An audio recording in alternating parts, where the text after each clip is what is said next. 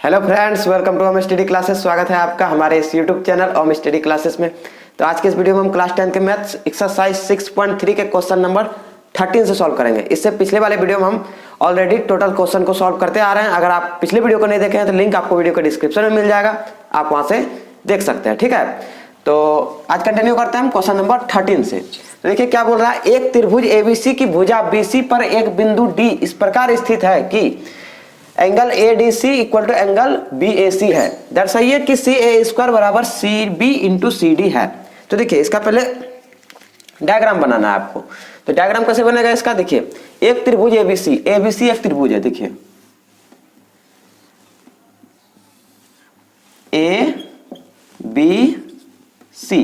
ABC एक त्रिभुज है। भुजा BC पर एक बिंदु D है। सपोज हम यहां मान लिए D, ठीक है। D इस प्रकार स्थित है कि एंगल ADC, अब देखिए इसको मिला दीजिए, ठीक है, मिला दिया। अब एंगल ADC देखिए कहां बन रहा है, ADC यानी ये वाला एंगल, ठीक है, इक्वल टू एंगल BAC यानी ये दोनों टोटल A के पास जो एंगल बन रहा है ये दोनों आपस में क्या है, बराबर है, ये दिया हुआ है, ठीक है। और दर्शाना क्या है कि दर्शाइए कि CA² equal to CB into CD, ये हमको सिद्ध करना है, ठीक है। बहुत ही इंपॉर्टेंट क्वेश्चन है, एग्जाम में बहुत बार ये क्वेश्चन पूछा गया है। तो देखिए सबसे पहले क्या करेंगे, दिया है, क्या दिया हुआ है वो लिखना है। लिखेंगे दिया है, क्या दिया हुआ है, ABC एक त्रिभुज है, ABC एक त्रिभुज है जिसमें भुजा BC पर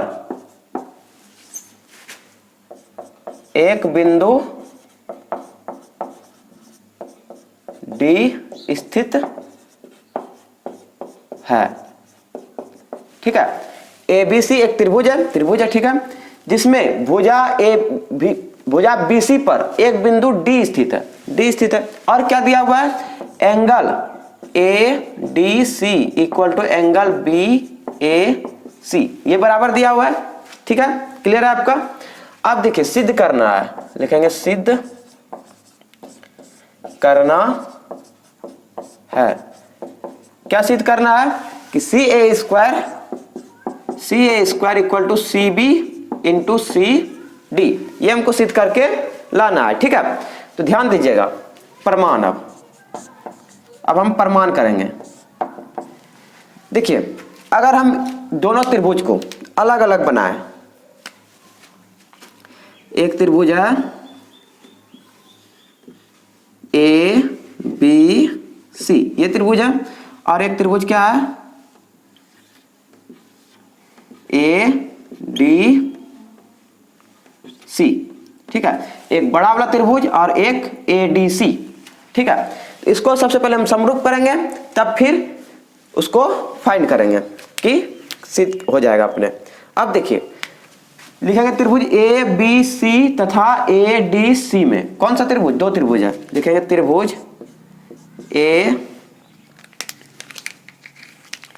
ABC तथा त्रिभुज ADC में।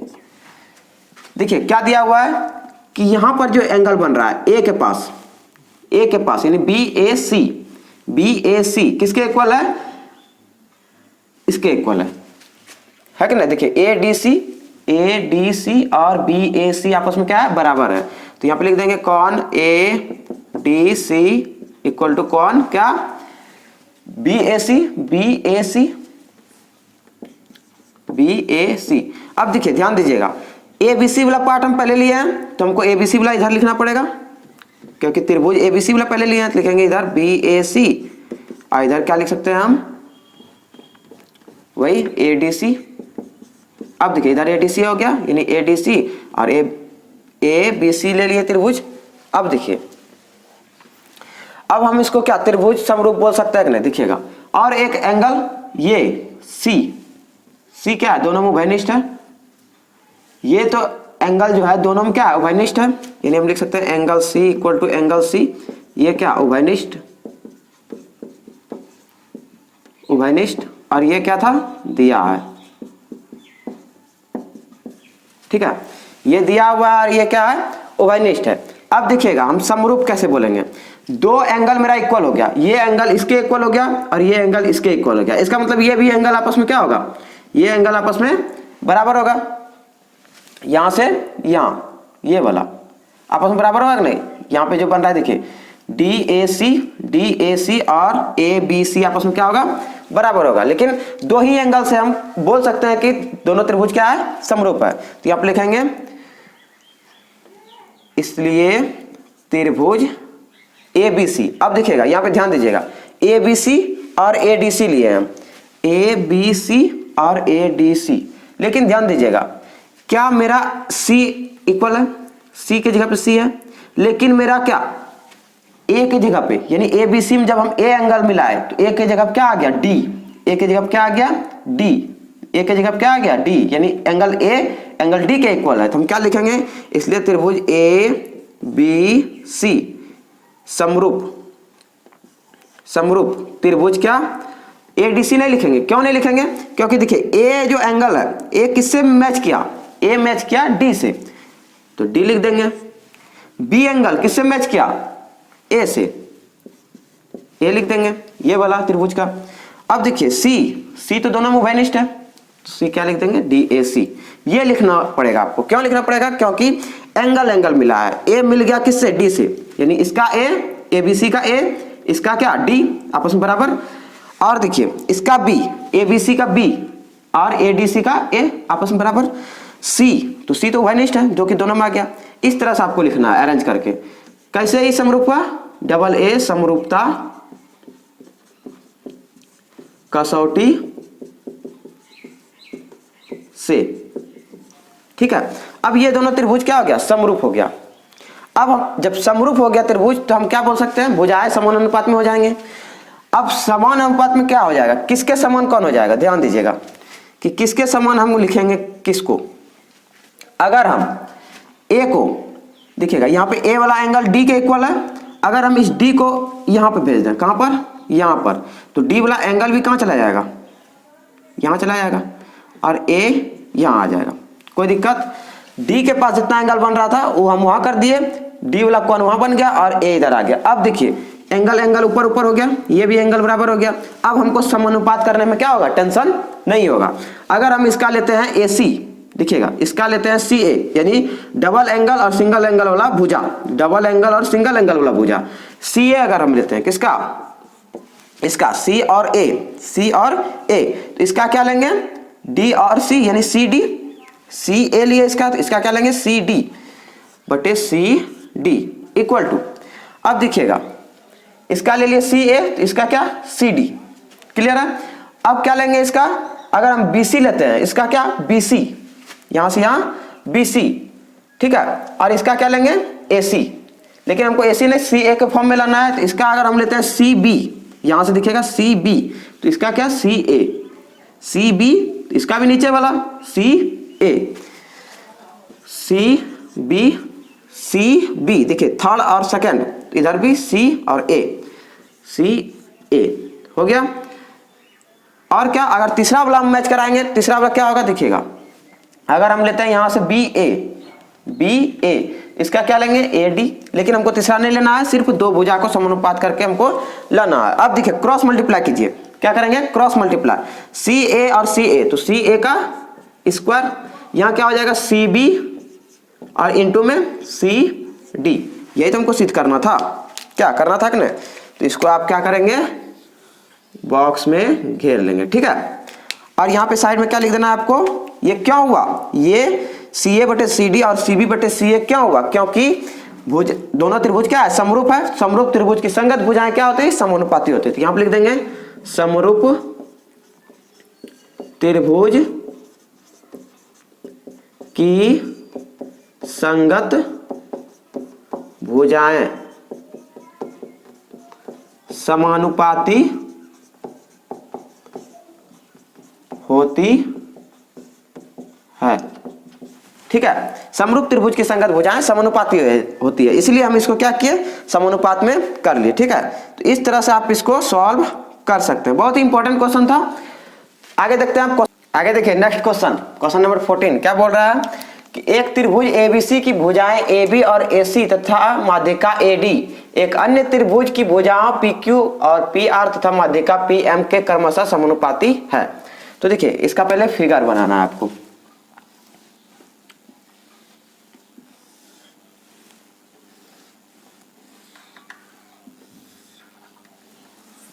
ठीक है, ये हो गया ए बी सी और डी, इसका माध्यिका ये दे देते हैं। ठीक है, अब देखिए अब क्या करना है, इधर पी क्यू आर और इसका भी माध्यिका एम, यही इसका फिगर है। अब देखिए दिया है क्या, पहले लिखेंगे दिया है, दिया है ए बी सी और पी क्यू आर दो त्रिभुज है, ए बी सी और पी क्यू आर दो त्रिभुज है। ठीक है, ए बी सी और पी क्यू आर दो त्रिभुज है, और क्या दिया हुआ है, ए बी किसके समानुपाती, P Q, A C P R, ध्यान दीजिएगा A B P Q A C P R और माध्यिका ए डी, इसका माध्यिका पी एम आपस में क्या है, क्रमशः समानुपाती है। तो यहाँ पे क्या लिखेंगे, ए बी बटे पी क्यू बराबर ए सी बटे पी आर बराबर ए डी बटे पी एम, ये दिया हुआ है, इसको एक मान लीजिए। ठीक है, ये दिया हुआ है कि समानुपाती है, सिद्ध क्या करना है, लिखेंगे सिद्ध करना है। बहुत ही इंपॉर्टेंट क्वेश्चन है, आपको ध्यान से देखना है। सिद्ध करना है कि त्रिभुज ए बी सी समरूप त्रिभुज पी क्यू आर, दोनों त्रिभुज का समरूप हमको चेक करना है। देखिए ये क्या है, माध्यिका है, इसका मतलब ये भुजा आपस में बराबर होगा। ठीक है, ये भुजा और ये भुजा आपस में क्या होगा, बराबर होगा। अब ध्यान दीजिएगा, अगर हम बात करें क्या दिया हुआ है, ए बी बटे पी क्यू, इसका ए बी, ध्यान से आपको देखना है, इसका ए बी और इसका पी क्यू, ये पी क्यू। ठीक है, ए सी बटे पी आर, ए सी ये और ये समानुपाती दिया हुआ है, और क्या इसका माध्यिका ये और इसका माध्यिका ये समानुपाती दिया हुआ है। लेकिन त्रिभुज बन रहा है क्या, इस तीनों भुजा से कोई त्रिभुज बन रहा है, ये तीनों सब अलग अलग भुजा है, इस तीनों भुजा से त्रिभुज नहीं बन रहा है। अगर हम समरूप की बात करें तो अगर ये दो त्रिभुज दिया हुआ है, एक त्रिभुज ये, इसके समानुपाती ये त्रिभुज का भुजा ये, और एक त्रिभुज की भुजा ये भुजा आपस में समानुपाती है। इसका मतलब अगर एंगल ए और एंगल पी ये दोनों के बीच बन रहा है, इस दो भुजाओं के बीच बन रहा है क्या, एंगल ए और एंगल पी। अगर ये दोनों बराबर आ जाए तब हम क्या बोल सकते हैं, ऐसे एस से कि दोनों त्रिभुज क्या है, समरूप है। क्यों, क्योंकि ये दोनों भुजा समानुपाती दिया हुआ है, ए बी और ए सी और पी क्यू पी आर। तो एंगल ए को हमको मिलाने का टारगेट है कि एंगल ए मेरा आपस में, एंगल ए और एंगल पी आपस में क्या होना चाहिए, बराबर आना चाहिए। अब देखिए क्या करेंगे, इसमें रचना मॉडिफाई करेंगे कुछ। क्या मॉडिफाई होगा, ध्यान दीजिएगा कि जितना ए बी ए डी लंबा है, जितना लंबा ए डी है उतना लंबा हम और इसमें क्या करेंगे, ए डी को बढ़ा देंगे। ठीक है, सपोज यहां तक गया, इसको ले लेते हैं बिंदु ई। अब क्या करेंगे, ई से सी को मिला देंगे, सी को मिलाए और बी से भी मिला देंगे ई को। अब देखिए ये जितना लंबा था ये भी उतने लंबा हो गया, तो लिखेंगे क्या, एडी को बिंदु डी तक, सॉरी बिंदु ई तक इस प्रकार बढ़ाएं कि एडी और डीई आपस में बराबर हो, एडी बराबर डीई हो। ठीक है, ए डी और डी क्या हो, बराबर हो। और क्या, फिर ई को सी से भी मिलाना है और बी से भी मिलाना है। फिर क्या लिखेंगे, ई को बी तथा सी से मिलाएं। ठीक है, मिला दिए। फिर उसी तरह उस त्रिभुज में भी करेंगे, इसमें भी क्या करेंगे कि देखिएगा, पी एम जितना लंबा था उतना एम से क्या करेंगे, एम एन एक लाइन ड्रॉ करेंगे, जितना लंबा था उतने लंबा का पी एम से आगे। अब एन और आर को मिला देंगे और इधर क्यू और एन को मिला देंगे। ठीक है, तो यहां भी फिर वही क्या, पी एम को बिंदु एन तक इस प्रकार बढ़ाएं कि पी एम और एम एन आपस में क्या हो, बराबर हो। पी एम बराबर एम एन हो। और क्या, एन को क्यू तथा आर से मिलाएं, तो एन को क्यू तथा आर से मिलाएं, यही इसमें रचना करना पड़ेगा। अब देखिए, ध्यान दीजिएगा, बी डी और डी सी आपस में बराबर था। क्यों था, क्योंकि ये माध्यिका है, ये माध्यिका था। और जितना ए डी लंबा था उतना हम डी ई खींचे, जितना पी एम लंबा था उतना क्या है, एम एन हम खींचे। तो इसका मतलब क्या है, ये दोनों भुजा आपस में बराबर, ये भी बराबर, ये बराबर, ये भी आपस में बराबर। इसका मतलब मध्य बिंदु हो गया ये। तो हम जानते हैं कि जब भी, जैसे देखिए ये, तो समांतर चतुर्भुज के विकर्ण एक दूसरे को क्या करते हैं, बराबर भागों में विभाजित करते हैं। बराबर भागों में क्या करते हैं, विभाजित करते हैं। जैसे हम यहाँ पे बिंदु ओ ले लिए, ओ बिंदु क्या करेगा, दोनों विकर्ण को बराबर भागों में विभाजित करेगा। तो आगे आपको लिखना है परमान, यहां से परमान होगा क्या, डी बिंदु इसका जो है, डी बिंदु बीसी और एई का, बीसी और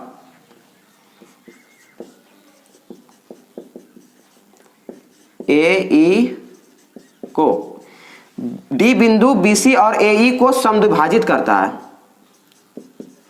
समद्विभाजित करता है। डी जो बिंदु है क्या करता है, दोनों विकर्णों को समद्विभाजित करता है। और क्या, यहां पर लिख देना है, और एम बिंदु क्यू आर और पी एन को समद्विभाजित करता है। क्यू आर और पी एन को समद्विभाजित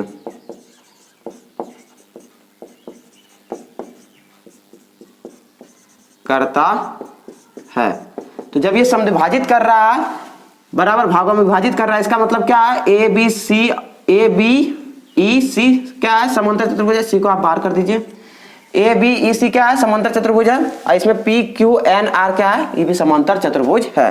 तो हम क्या लिख सकते हैं, अतः ए बी ई सी तथा पी क्यू एन आर समांतर चतुर्भुज है। ठीक है, तो जब ये समांतर चतुर्भुज हो गया, तो समांतर चतुर्भुज का सम्मुख भुजा क्या होता है, बराबर। सम्मुख भुजा मतलब ये जो है यहां चले जाएगा, ये भुजा आपस में बराबर हो जाएगा, और ये भुजा आपस में बराबर हो जाएगा। यानी हम क्या लिख सकते हैं, ए बी और सी ई आपस में बराबर, ए सी और बी ई आपस में बराबर, ए सी बी ई आपस में बराबर। तो क्या लिख सकते हैं, इसलिए ए सी बराबर क्या, ए सी बराबर बी ई और बी ई और इसका पी आर बराबर क्यू एन, पी आर बराबर क्यू एन, ये होगा। क्यों होगा? इसको भी बराबर हम लिख सकते हैं, लेकिन हमको इससे काम नहीं है, हम एक भुजा को बराबर कर दिए। ऐसे ये भी बराबर होगा, ए बी बराबर क्या सीई और पी क्यू बराबर आर एन, लेकिन हम इसको सिर्फ लिखें, उसका काम नहीं पड़ने वाला है। ठीक है, तो इतना आपको कर देना है। यहां तक आप नोट कर लिए होंगे, आप चाहें तो इसका स्क्रीनशॉट भी ले सकते हैं। अब आगे देखिए, अब आगे देखिए, अब आगे क्या करना है आपको, यहां से नोट करना है, यहां से। ठीक है, ये क्या हो गया, ए सी बराबर बी ई हो गया, पी आर बराबर क्यू एन हो गया। ठीक है, अब देखिए समीकरण एक क्या था, लिखेंगे समीकरण एक से, यहां से आगे आपको नोट करना है समीकरण एक से। एक क्या था मेरा, ए बी बटे पी क्यू बराबर ए सी बटे पी आर बराबर ए डी बटे पी एम। ए बी बटे पी क्यू, ए सी को हम क्या लिख सकते हैं, बी ई, अब पी आर को क्या लिख सकते हैं, P R Q N. A D बटे P M.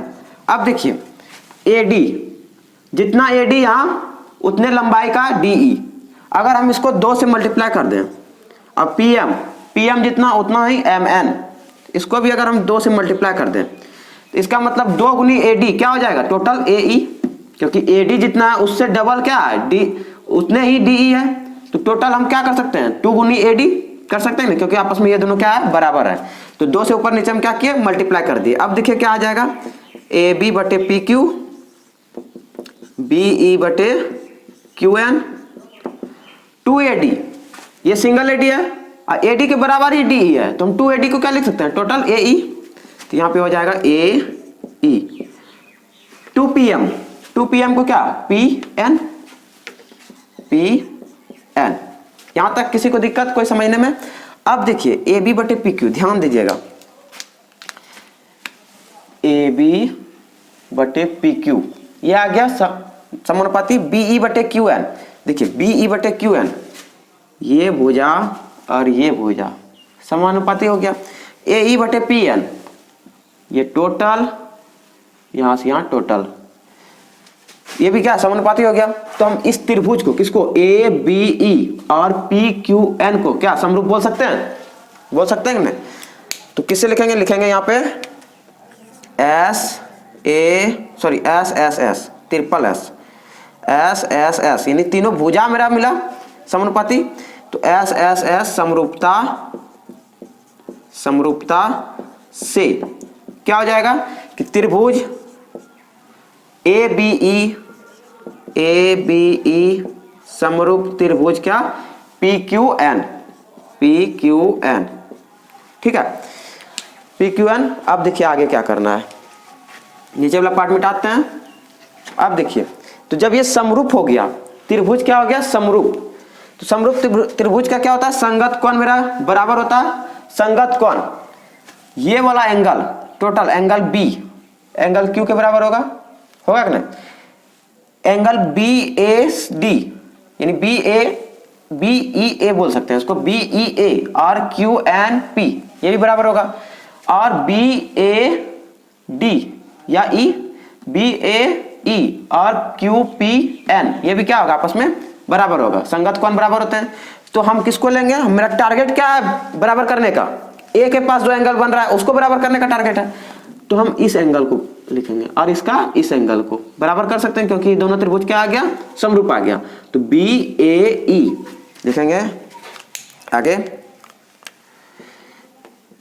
Angle B A ई बराबर क्या हो जाएगा, देखिए B A E Q P N, angle Q P N, किससे, क्यों हुआ ये बराबर, समरूप त्रिभुज के संगत कोण बराबर होते हैं, लिखेंगे समरूप त्रिभुज के संगत कोण बराबर होते हैं।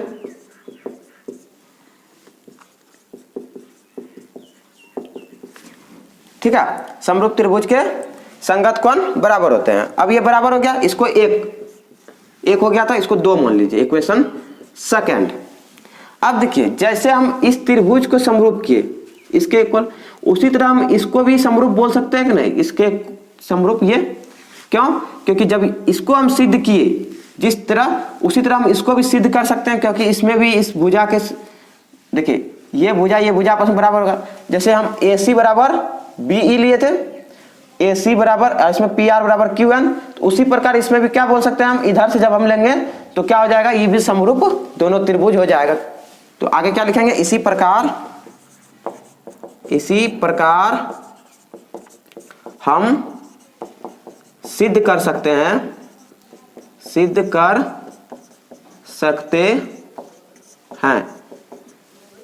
त्रिभुज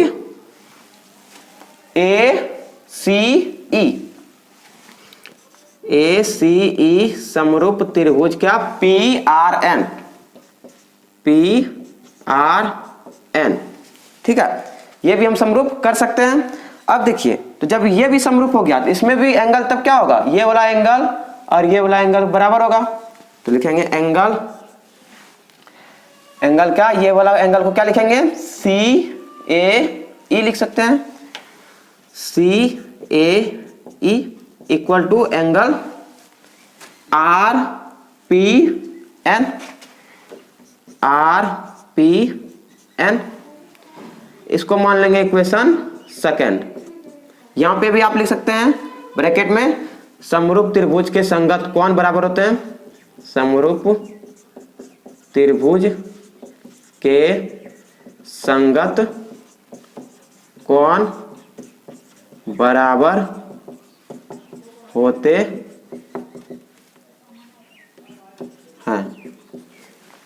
ठीक है, अब देखिए ये कोण आपस में बराबर हो गया, यानी ये एंगल बराबर हो गया, ये एंगल आपस में बराबर हो गया। अगर हम इस दोनों को प्लस कर दें और इस दोनों को भी प्लस कर दें तब क्या होगा, देखिए समीकरण 1 तथा 2 को जोड़ दें। यहां से आपको नोट करना, लिखेंगे समीकरण 1 तथा समीकरण 2 को जोड़ने पर, तो समीकरण 1 क्या है, angle BAE plus angle CAE इधर का हो गया। अब इधर का QPN, angle QPN plus angle RPN। अब देखिए BAE और CAE इसको क्या लिख सकते हैं, टोटल BAC लिख सकते हैं, या नहीं तो एंगल A भी लिख सकते हैं। तो एंगल BAC हो जाएगा ये टोटल बड़ा वाला एंगल, और इधर का QPN और RPN, इसको टोटल हम ये क्या लिख सकते हैं, QPR। तो एंगल QPR। अब देखिए ये एंगल बराबर हुआ कि नहीं, ये एंगल बराबर हो गया, और दो भुजा मेरा समान अनुपात में दिया हुआ था।